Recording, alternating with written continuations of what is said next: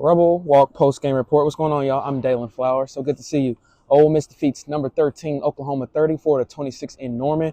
A grit and grind SEC football game. A little bit of dirty weather earlier throughout the day, but it kind of lightened up as the game got going. But how about it? The Rebels take care of business here in Norman against the number one defense in the country, and they needed it. Ole Miss, really came into this game searching for a big win. That heartbreaking loss against Georgia last weekend really took a toll on this team this week, and they really didn't want to have that same feeling coming into this game, and they didn't allow it to happen. Ole Miss played a four-quarter game. That third quarter was a little bit of a scare for Ole Miss fans, but Trinidad Chambers came through.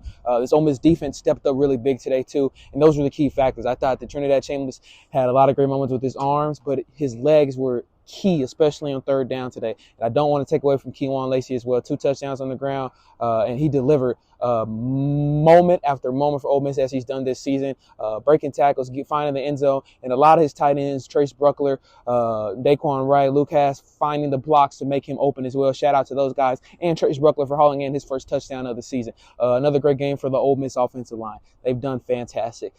Georgia, Oklahoma on the road, only 1 sack. You got to give them props. You got to give John Garrison and his group props. They've done a fantastic job. And another, shout out to this wide receiver core. I thought Deshaun Strickland had another really good game. Daquan Wright, obviously, as well. But, Harrison Wallace, Dukes Alexander, Caden Lee, only a few catches from Caden Lee, but they were really big. And shout out Winston Watkins. I think only had 4 catches. Every single one of those 4 catches were huge. Put Ole Miss in great position to do something scoring-wise. So shout out to Winston Watkins on his performance today. The Ole Miss defense, Princewell, Mama Yellen, that's what you've been waiting on if you're an Ole Miss fan. He signed up, he delivered, and that is what you need if you're an Ole Miss fan. To see this defensive front, see these edge rushers, build a little confidence, build a little momentum moving forward. That's what they did. Santarian Perkins was also in that backfield, doing a lot of damage against John Mateer, and even Jamarius Brown, pulling the strings, and Will Uckers helping out on that safety down there for Ole Miss in the defense. I thought the linebackers did it well as well today. They struggled against Georgia, but I think the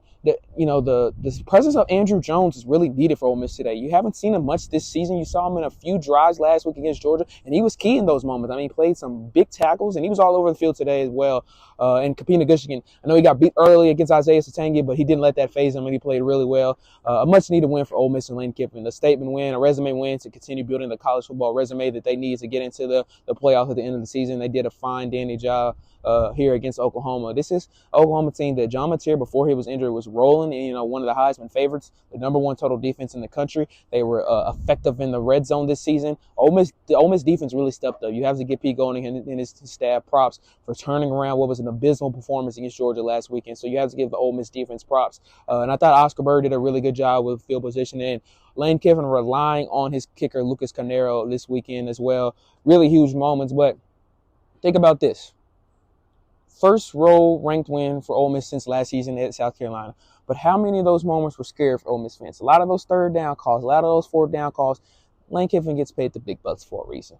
He knew what the task was, the risk was of calling some of those plays, and it didn't work out for some of them. You remember Kewan Lacey, the snap being dropped over his head, or the low snap to Trinidad Chambers, him slipping and falling on third down. Those moments happen, but Ole Miss never let up their edge. They continued to fight even when they, lost the lead.